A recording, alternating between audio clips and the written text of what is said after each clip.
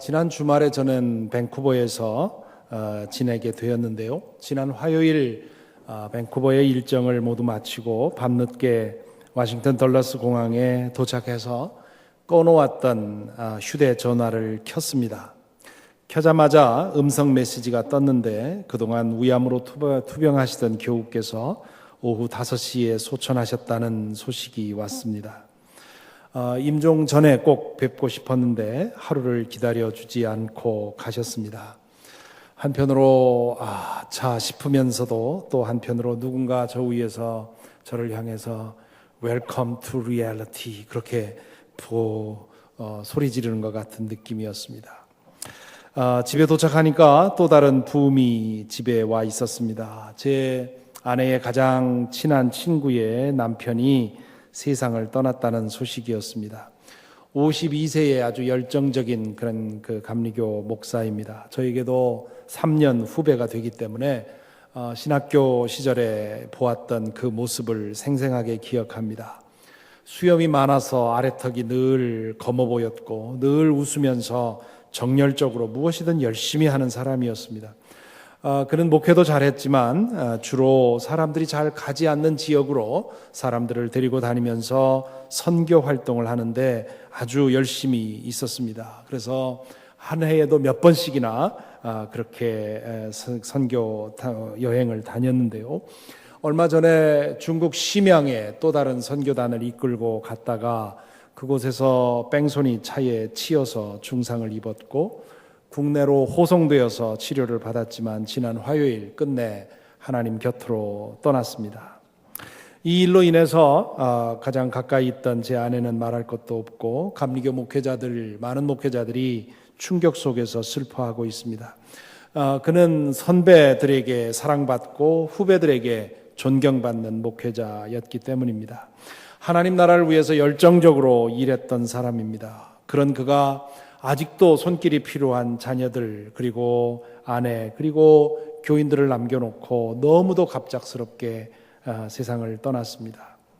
홀로 남겨진 친구에게 무슨 말로 위로해야 할지 몰라 발을 동동 구르는 아내에게 제가 그런 말을 했습니다. 그 친구는 워낙 열심히 살았기 때문에 남들의 2배는 살았다고 할 수가 있어.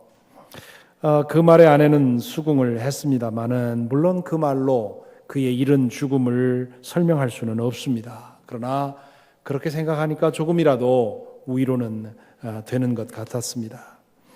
그 목사님을 생각하면 다른 것에는 한눈 팔지 않고 오직 한 가지 목적을 향해서 달려가는 사람의 모습이 그려집니다. 한 가지 방향으로 줄기차게 달려온 사람에게만 느껴지는 거룩함을 느낍니다. 그것이 그 죽음의 충격을 어느 정도 상쇄해 준다고 믿습니다. 확실히 그 사람이 헌신했던 그 목적이 그 사람의 인생을 결정짓고 그 사람이 섬겼던 그 신이 그 사람의 삶의 궤도를 결정짓는 것이 분명해 보입니다. 목적 없는 인생은 그럭저럭 하다가 아무렇게나 되어버립니다. 그렇게 살다 가면 아무리 오래 살았어도 그 인생의 자취에서 거룩성을 느낄 수가 없고 오히려 허무함만 느끼게 됩니다. 오늘은 교회력에 따른 성서일과 렉셔너리에 따라서 예레미야서 2장을 읽었습니다. 예언자 예레미야는 북왕국 이스라엘이 멸망한 지 한참 된 후에 그리고 남왕국 유다가 바벨론에 의해 패망하기 50여 년 전에 예언 활동을 시작했습니다. 그는 남왕국 유다가 북왕국 이스라엘과 같은 멸망의 길을 걷고 있는 그런 상황을 보고 하나님의 심판을 예고하면서 회개를 촉구했습니다. 유다 백성의 가장 큰 문제는 하나님을 등지고 살아가는 데 있었습니다. 그들은 가나안에 인도하신 그 하나님의 뜻, 거룩한 백성이요 제사장의 나라가 되게 하려는 하나님의 뜻을 저버리고 온갖 잡신을 섬기며 혼잡스러워진 가나안 백성들과 같은 모습이 되어가고 있었습니다. 그들은 사랑과 진리와 정의와 아름다움의 근원이신 살아계신 하나님을 믿는 사람들이었습니다. 그렇기 때문에 그들이 이루어야 할 가나안 드림은 잘 먹고 잘 사는 것이 아니라 거룩한 백성이 되는 것이었습니다. 거룩한 백성이 되려면 하나님의 뜻을 찾고 그 뜻에 순종해야 했습니다. 그런데 하나님의 뜻은 자주 그들의 뜻과 어긋났습니다. 가나안 토착민들은 모두 자기 좋을 대로 사는데 하나님은 그렇게 살기를 원치 않으셨습니다. 가나안 땅으로 인도해 주신 하나님의 은혜가 마음에 살아있는 동안에는 하나님의 뜻도 찾고 하나님의 뜻에 순종하기 위해 힘썼지만 그 사랑이 식어가면서 그들은 하나님에게서 마음도 들리고 등도 돌렸습니다. 처음에는 하나님의 눈치를 보면서 야금야금 조금씩 죄를 즐기다가 나중에는 보란듯이 죄를 탐하게 되었습니다. 하나님께서는 예언자 예레미야를 시켜서 유다 백성의 죄를 책망하십니다. 오늘 2장의 말씀은 그 예레미야의 예언의 아주 전형적인 말씀인데요. 말 한마디 한마디에 하나님의 그 절절한 마음이 잘 담겨 있습니다. 5절을 보면 이렇게 말씀하시지요. 나 주가 말한다. 너희의 조상이 나에게서 무슨 허물을 발견하였기에 나에게서 멀리 떠나가서 헛된 우상을 쫓아다니며 자신들도 허무하게 되었느냐. 7절 보면 이렇습니다.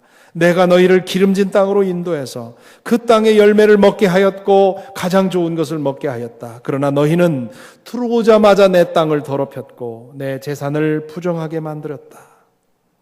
10절 11절엔 또 이렇게 말합니다. 너희는 한번 키프로스 섬들로 건너가서 보고 게달에도 사람을 보내어서 일찍이 그런 일이 일어났던가를 잘 살피고 알아보아라. 비록 신이라고 할 수 없는 그런 신을 섬겨도 한번 섬긴 신을 다른 신으로 바꾸는 민족은 그리 흔하지 않다. 그런데도 내 백성은 그들의 영광을 전혀 쓸데없는 것들과 바꾸어 버렸다. 유다 백성들은 하나님을 믿고 의지하며 하나님의 거룩한 백성이 되는 것, 그것을 쓸모없는 일이라고 생각을 했습니다. 가나안 사람들이 섬기는 우상을 섬기는 것이 훨씬 더 쓸모있는 일이라고 생각을 했습니다. 바알과 아세라 그리고 그들 아래에 있는 신들은 물질적인 번영과 다산의 축복을 약속해 주었기 때문입니다. 거기에는 아무 조건이 없었습니다.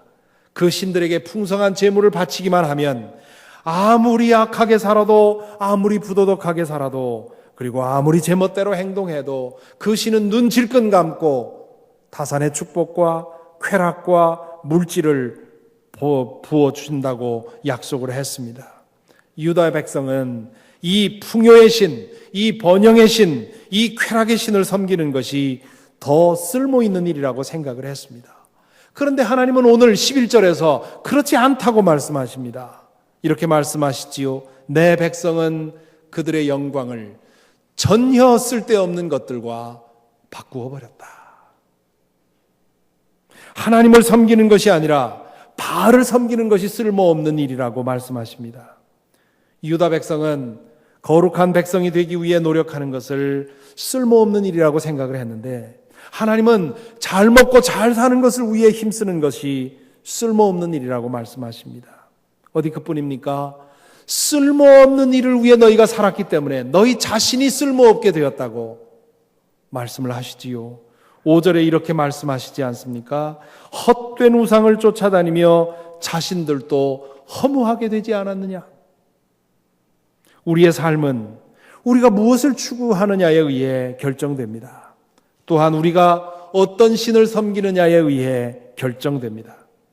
유다 백성은 살아계신 하나님을 섬기는 거룩한 백성이 되기를 원치 않았습니다. 그들은 잘 먹고 잘 사는 백성이 되기를 원했습니다. 그래서 바알을 택했습니다. 그 결과 그들은 실제로 물질적인 풍요와 물질적인 쾌락을 즐겼습니다. 하지만 그 결과로 그들은 쓸모없이 되었고 허무하게 되었다고 하는 것이 하나님의 평가입니다. 자, 여기 두 개의 서로 다른 견해가 대립하고 있습니다. 유다 백성은 하나님을 믿고 의지하고 순종하는 것이 쓸데없는 일이요 허무한 일이라고 생각하고 있습니다. 거룩한 백성이 되기 위해서 때로는 손해도 보고 때로는 희생도 하고 때로는 박해도 받는 것, 그것 쓸데없는 일이라고 생각을 했습니다. 반면 하나님은 이 세상에서 잘 먹고 잘 살기 위해서 힘쓰는 것, 그것이 쓸데없는 일이요 허무한 일이라고 말씀하고 있습니다. 이 두 가지 견해 중에 여러분은 어느 것이 맞다고 생각하십니까? 아마도 유다 백성들의 생각이 더 옳다고 생각할지 하는 분이 계실지도 모릅니다. 앞에서 소개한 제 후배 목사님에게 일어난 일들을 생각하면 하나님을 믿어야 무슨 소용인가? 라는 생각 들 수 있습니다. 그런 일이 우리 주변에서 자주 일어나고요. 또 때로는 나에게도 일어납니다. 하나님께서 살아계시다는데, 그 하나님은 사랑이시라는데, 그리고 그 하나님은 당신을 의지하는 사람들을 지팡이와 막대기로 보호해 주신다는데 그렇지 않은 것 같을 때가 더 많아 보입니다. 그래서 시편 저자 중에 하나인 아삽은 이렇게 고백했습니다. 사정이 이렇다면 내가 깨끗한 마음으로 살아온 것과 내 손으로 죄를 짓지 않고 깨끗하게 살아온 것이 허사라는 말인가? 하나님을 잘 믿는 사람들에게도 이런 질문이 들 수밖에 없는 때가 있습니다. 아삽은 우리 시편의 여러 시편을 남긴 아주 믿음 좋은 사람이었습니다. 그 사람도 자기 주변에서 일어나는 일을 보다가 이러한 질문을 하게 된 것 아닙니까? 이때가 신앙적인 면에서 위기입니다. 한자의 위기라는 말은 위험이라는 말의 위와 기회라는 말의 기가 합쳐진 말입니다. 이 위기는 잘못 다루면 위험에 빠지게 되고 잘 다루면 기회가 된다는 뜻입니다. 하나님을 믿고 의지하는 것이 이거 다 허사가 아닌가, 허탕치는 거 아닌가, 이런 질문이 드는 순간을 잘못 다루면 불신앙에 빠지고 유다 백성들처럼 하나님에게 등을 돌리게 됩니다. 하지만 이 위기를 잘 다루면, 이 위기를 잘 통과하고 나면 성숙한 믿음으로 나아갈 수 있습니다. 형식적이고 교리적인 차원에 머물러 있던 믿음이 진실한 믿음으로 깊어집니다. 인과응보적인 단순한 믿음에서 살아있는 하나님을 인격적으로 섬기고 사는 그런 믿음으로 나아가게 됩니다. 자, 그렇다면 하나님은 왜 유다 백성이 헛된 것을 추구하여 허무하게 되었다고 말하고 있는 겁니까? 이 땅에서 잘 먹고 잘 살기 위해 노력하는 것이 왜 허무한 것입니까? 자신의 노력의 결과가 되었든 바알의 축복이 되었든 많은 재산을 모으고 자녀들이 잘 되고 원하는 대로 마음껏 즐기게 되었는데 왜 그것이 쓸모없는 일이란 말입니까? 그것이 진짜 아닙니까? 그것이 실속 있는 거 아닙니까? 우리가 지금 이 땅에서 노력하고 힘쓰는 것도 모두 그런 것 때문이 아닙니까? 지금 내 손에 쥐어진 것, 그것이 제일 믿을 만한 것 아닙니까? 정말 그렇습니까? 그렇다면 시간을 내어 자신의 부와 권력을 자랑하는 사람들을 관찰해 보시기 바랍니다. 리버로드를 타고 포토맥 지방을 지나가다 보면 거대한 대지에 성채와 같은 집이 지어지고 있습니다. 아마도 그 주인은 그 성채 안에 살면서 자신의 그 거대한 자아를 자랑하고 싶은지 모릅니다. 그런 모습을 지켜볼 때 여러분 마음에는 어떤 생각이 드십니까? 아, 나도 한번 저렇게 되어봤으면 하는 그런 부러움이 들던가요? 혹은 저게 뭘까 싶은 마음이 들던가요? 그 모습이 허무해 보이지 않던가요? 뭔가 비어있는 것이 보이지 않던가요? 이 감정은 가지지 못한 사람의 비틀린 심정일까요? 혹시 자신이 가졌던 권력 혹은 가진 권력을 자랑하는 사람을 만나보신 적이 있습니까? 혹은 돈 자랑에 침이 마르지 않는 사람을 대해보셨습니까? 입만 열면 자식 자랑하는 사람과 한자리에 앉아보셨습니까? 어떻던가요? 그런 사람 앞에서 주눅이 들던가요? 아, 나도 저런 권력을 가져보았으면 왜 내 아이들은 저렇게 못하나? 왜 돈은 나만 피해 다니나? 그런 생각이 들던가요? 혹은 그 자랑이 헛되게 들리지 않던가요? 그 자랑 속에 공허한 그의 영혼이 보이지 않던가요? 그것도 가지지 못한 사람의 열등감의 표현일까요? 육체적인 욕구를 마음껏 만족시켜 본 적이 있습니까? 최고의 음식을 차려놓고 며칠 동안이나 마음껏 먹어본 일이 있습니까? 천국에 닿은 것처럼 그런 짜릿한 쾌락을 누려본 적이 있습니까? 절경을 찾아 값비싼 호텔을 전전하며 여행을 즐겨보셨습니까? 그랬더니 어떻던가요? 늘 그렇게만 살면 좋겠습니까? 얼마 지나지 않아서 권태감과 허무감이 밀려오지 않던가요? 육체적인 만족과 쾌락이 인생의 목적이 아님을 느끼지 못하겠던가요? 제가 그런 기가 막힌 즐거움을 느끼지 못해서 이렇게 말하는 것일까요? 정말 그럴까요? 오늘 읽은 말씀의 마지막 절에서 하나님은 예레미야를 통해서 귀가 번쩍 뜨이는 말씀을 해주십니다. 13절에 이렇게 되어 있습니다. 13절 함께 읽어보겠습니다. 참으로 나의 백성이 두 가지 악을 저질렀다. 하나는 생수의 근원인 나를 버린 것이고 또 하나는 전혀 물이 고이지 않는 물이 새는 웅덩이를 파서 그것을 샘으로 삼은 것이다. 하나님은 여기서 샘물과 웅덩이의 물을 비유로 삼으십니다. 물 웅덩이를 저수지로 바꾸어서 생각해 보십시다. 하나님을 믿고 거룩한 백성이 되어 사는 것, 그것은 마르지 않는 샘물을 얻는 것과 같고, 육체적인 만족과 물질적인 쾌락을 위해 사는 것은 마치 저수지를 가지고 사는 것과 같다고 비유하고 있습니다. 샘물은 지하 깊은 곳에서 솟아나오는 물입니다. 샘물은 아주 맑고 깨끗하지요. 또한 샘물은 가물어도 마르지 않습니다. 지하 깊은 곳에 저장된 거대한 호수로부터 터져나오는 것이기 때문에 그렇습니다. 그래서 늘 시원한 만족을 얻을 수 있습니다. 하나님을 의지하고 믿고 순종하며 거룩한 백성으로 살아가는 것, 그것은 마치 마르지 않는 샘물을 얻는 것과 같다는 것입니다. 언제든지 샘에서 물을 길어 우리의 영혼을 해결할 수 있기 때문입니다. 이 대목에서 생각나는 예수님의 말씀이 있습니다. 어느 해 초막절 마지막 날에 예수님은 예루살렘에서 이렇게 말씀하신 적이 있습니다. 목마른 사람은 다 나에게로 와서 마셔라.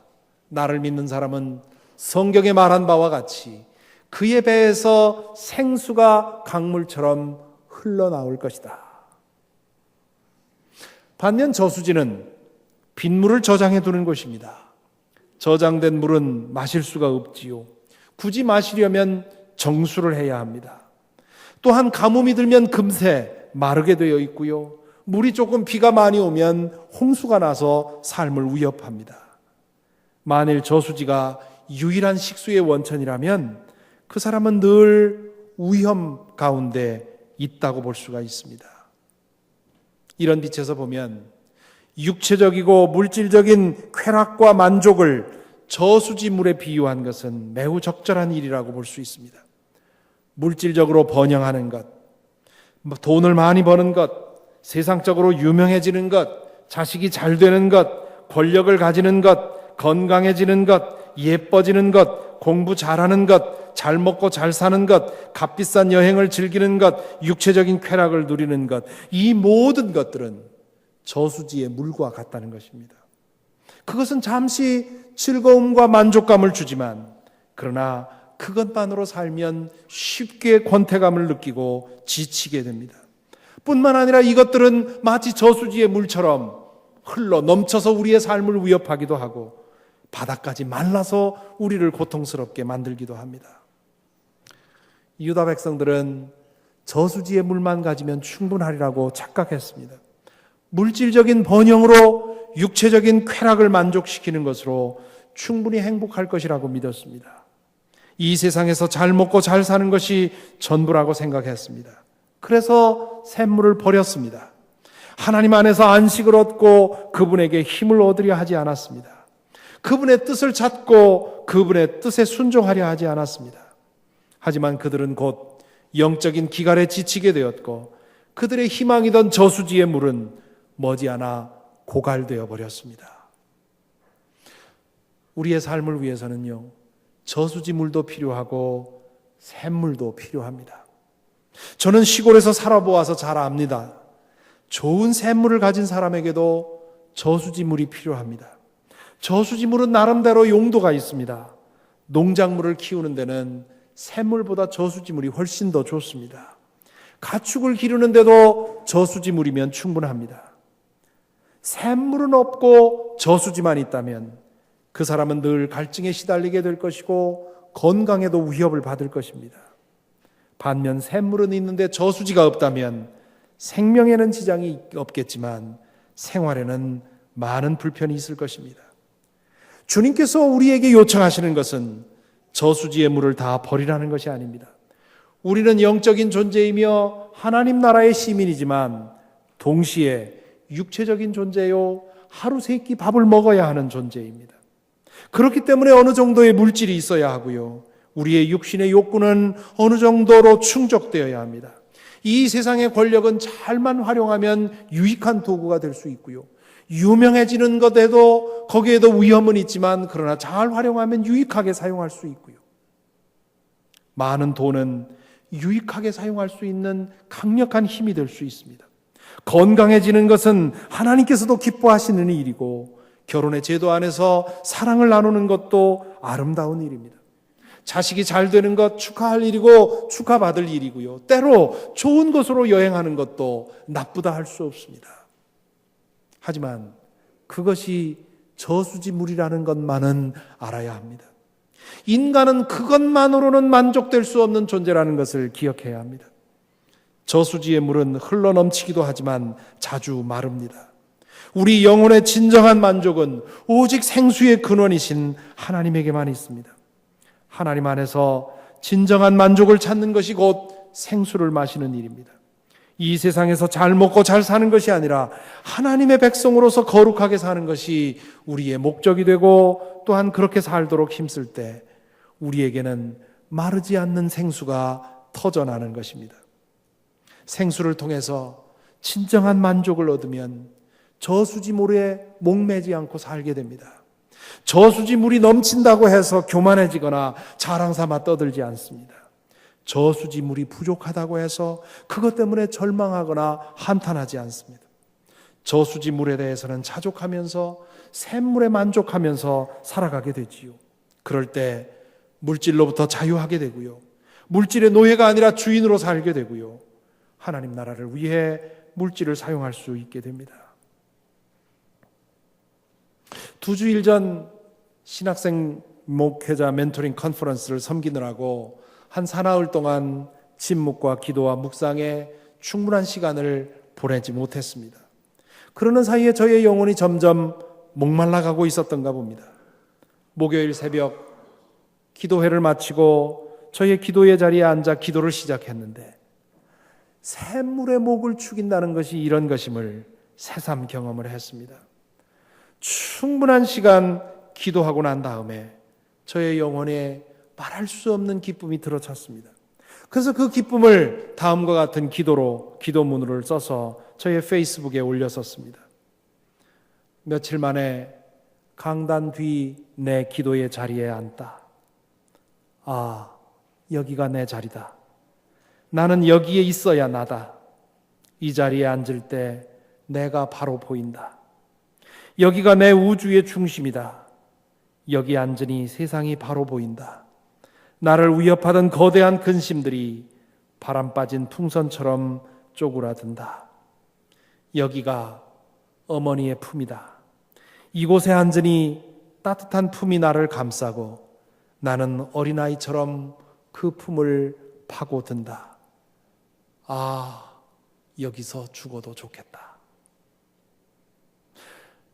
이 기도문에서 저는 하나님 안에서 생명수를 마시는 그 만족감을 표현하려고 했습니다. 오늘 이 말씀을 준비하면서 이 기도문을 다시 읽고 저 스스로에게 물어보았습니다. 내가 다른 무슨 경험을 했다 해서 이토록 깊은 만족감을 느낄 수 있을까? 아무리 생각해도 그런 것은 존재하지 않는 것 같습니다. 그래서 감사드립니다. 제게 영혼의 생수를 주신 주님께 말입니다. 그래서 사랑하는 성도 여러분에게도 권합니다. 여러분도 이 생수를 맛보시고 이 생수를 즐기며 살아보시라고 말입니다. 하나님 안에서 생수를 마시고 영혼의 해갈을 얻고 나면 내가 가진 다른 모든 것은 저수지의 물과 같음을 깨닫습니다. 그것이 내 인생의 목적이 아님을 압니다. 내 인생의 목적은 하나님 안에서 새로 빚어져서 하나님의 거룩한 백성으로 사는 것임을 압니다. 그렇게 하나님 안에서 하나님의 능력으로 하나님 나라를 위해서 살아가는 것이 우리에게 한 번 주어진 인생을 가장 가볍게 사는 길임을 압니다. 그렇게 사는 사람은 52세에 이른 죽음에도 불구하고 꽉 채워진 인생을 사는 것이고, 그렇게 살지 못한 사람은 100세를 살아도 허탕친 것이라고 말할 수 있습니다. 하나님 안에서 생수를 마시고 영혼의 만족을 얻은 사람은 저수지물에 대해서 자족할 수 있습니다. 물질적인 성공을 위해 자신의 영혼을 사막처럼 내버려 두지 않습니다. 영혼의 이 물질적인 성공을 위해서 사랑하는 사람들을 희생시키는 법이 없습니다. 물질적인 성공을 거두었다고 해서 오만해지거나 자랑하지 않습니다. 그런 것이 부족하다고 해서 주눅들거나 낙심하지 않습니다. 물질이 넉넉하다 하여 한없이 사치를 즐기지 않고, 물질이 부족하다 해서 한없이 쪼들리지도 않습니다. 어떤 형편에 처하든지 오직 하나님에게서 참된 기쁨을 얻고, 그리고 그 자족하는 마음으로 이 세상을 살아가게 됩니다. 그래서 오늘 이 말씀을 나누며 기원합니다. 부디 저와 여러분 우리 모두에게 마르지 않는 생수의 샘이 터져나가게 되기를 간절히 바랍니다. 생수의 샘으로 영혼의 목마름을 채우고 하나님께서 주신 저수지물을 잘 활용해서 저와 여러분의 인생도 꽉 찬 인생이 되기를 간절히 기원합니다. 그럴 때 주님께서 기뻐하실 것이고요, 저와 여러분 우리 모두가 진실로 행복할 것입니다. 또한 그 행복이 우리 안에 머물지 않고 이웃에게로 번져갈 것입니다. 그리고 언제 어떤 방법으로 우리도 우리의 삶을 마감해야 될지 알지 못하는데요, 우리가 우리의 삶을 다 마감했을 때 나를 애도하는 사람들이 우리의 인생을 보고 텅 빈 것을 본다면 무슨 말로도 서로를 위로하지 못할 것입니다. 반면에 우리가 얼마나 살았든, 우리의 삶의 길이가 얼마였든 간에 우리의 삶을 애도하는 사람들이 우리의 인생을 돌아보면서 그의 인생이 하나님 안에서 가득 찼다는 것을 발견한다면 그것만으로도 큰 위로가 되고 힘이 될 것입니다. 이 은혜가 저와 여러분에게 함께 하기를 간절히 기원합니다. 기도하겠습니다.